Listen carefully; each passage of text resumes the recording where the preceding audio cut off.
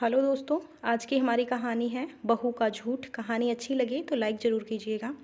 बाबूजी, खाना रख दिया है, खा लीजिए।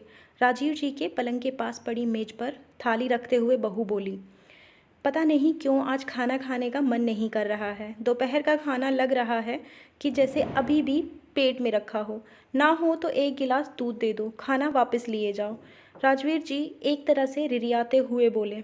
आज आपका एक और नखरा कि खाना नहीं खाना है, दूध दे जाओ।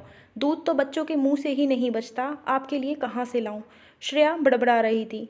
तभी रुपेश अचानक कमरे में आ गया। क्या हुआ श्रेया? बाबूजी क्या कह रहे हैं? अरे आज आप जल्दी दुकान से आ गए? हाँ, थोड़ा काम जल्दी निपट गया तो वापस आ गया। बाबूजी आप खाना नहीं खा रहे हैं? रुपेश वहीं राजवीर जी के पास ही बैठ। बेटा कुछ खास भूख नहीं है तो फिर दूध ही पी लीजिए। पापा, बाबा मम्मी से दूध ही तो मांग रहे थे, लेकिन मम्मी ने उनको दूध देने से मना कर दिया। पास में ही खड़ा गोलू बोला। जी वो दूध कम था इसलिए। ये क्या सुन रहा हूँ मैं श्रेया? दूध कम में तुम्हारा क्या मतलब है? दूध तो रोज़ 3 लीटर आता है, क्या तुम रोज़ बाबूजी को दूध नहीं देती हो? और पापा, मम्मी बाबा को खाना भी दोपहर का बचा हुआ देती है। श्रेया तुम्हारा दिमाग तो नहीं खराब हो गया है? जिस घर में तुम खड़ी हो और जिस दुकान की कमाई तुम खाती हो वो सब कुछ बाबूजी का ही है। मुझको तो सब कुछ बाबूजी ने ही बना बनाया सौंपा है। अब वो श्रेया को जैसे सांप सूंघ गया। सफ़ेद झूठ बोले भी तो कैसे? हे भगवान, मैं अपने ही जन्मदाता का ख्याल नहीं रख पाया। तुमको तो पता ही था श्रेया कि बाबूजी को रात में दूध पीने की आदत है, फिर भी तुमने ये गलती की। रुपेश गुस्सा कर बोला। अब राजवीर जी कैसे बताते रुपेश को कि 3 महीने पहले ही जब से तेरी माँ इस दुनिया से गई है तब से दूध तो छोड़ ही दो, खाने में भी बासी कूसी मिलता है। कभी अगर नहीं खा पाता तो बहू लगे हाथ 4 बातें भी सुना देती है। लेकिन राजवीर जी ने कभी रुपेश को कुछ भी नहीं बताया, क्योंकि वो बेटा बहू के बीच में कलह का कारण नहीं बनना चाहते थे। लेकिन गोलू ने तो बता ही दिया। रुपेश की आंखों में आंसू आ गए। कैसे निहारिका जी राजवीर जी के खाने पीने का बेहद ख्याल रखती थी। शुरू से ही उनका पेट बहुत कमज़ोर था और अब तो और भी मुंह के दांत और पेट की आंत कमज़ोर हो चुकी थी। श्रेया के किनमिनाने के बावजूद भी निहारिका जी तवे से गरम गरम एक एक मुलायम रोटी उतार कर उनको देती थी।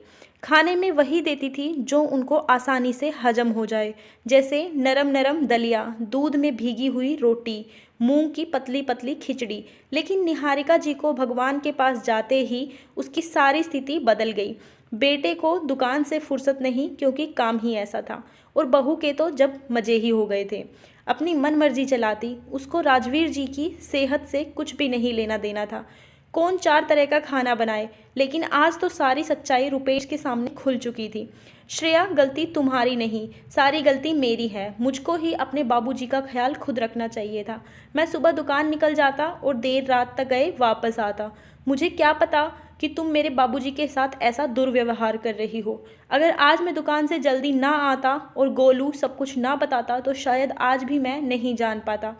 मुझको माफ़ कर दीजिए बाबूजी, मेरे रहते हुए आपके साथ ऐसा व्यवहार हुआ, धिक्कार है मुझ पर। लेकिन अब और नहीं, मैं दोनों समय बाबूजी को अपने सामने खाना खिलाऊंगा और रोज़ रात को खुद अपने हाथ से उन्हें दूध दूंगा। रुपेश राजवीर जी का हाथ पकड़कर रोने लगा।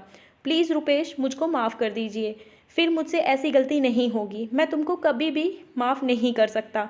बेटा अब इतना परेशान ना हो, बहू को माफ़ कर दो। नादान है वो, शायद एकदम जिम्मेदारी पड़ने से कुछ समझ नहीं पाई होगी। और बेटा वैसे भी गलती तो इंसान से ही होती है। बहू की आंखों में पश्चाताप की झलक दिखाई पड़ रही है और अब वो बिल्कुल भी ऐसा कुछ भी नहीं करेगी, मुझको पक्का विश्वास है। राजवीर जी रुपेश से बोले। देखो श्रेया, तुमने बाबूजी के साथ इतना गलत व्यवहार किया, लेकिन फिर भी बाबूजी तुमको माफ़ करने के लिए कह रहे हैं। ये होता है माँ बाप का दिल। प्लीज़ बाबूजी, आप भी मुझको माफ़ कर दीजिए। मुझसे सचमुच बहुत बड़ी गलती हुई है। श्रेया राजवीर जी के पैरों में झुक गई। रुपेश, सुबह का भूला शाम को अगर वापस आ जाए तो उसे भूला नहीं कहते।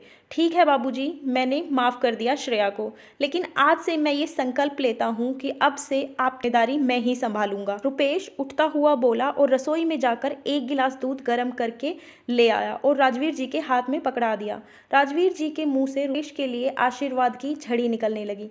धन्यवाद दोस्तों। कहानी अच्छी लगी हो तो लाइक कर दीजिए, ज़्यादा से ज़्यादा शेयर कीजिए, चैनल को सब्सक्राइब कर लीजिए ऐसी ही और कहानियों के लिए।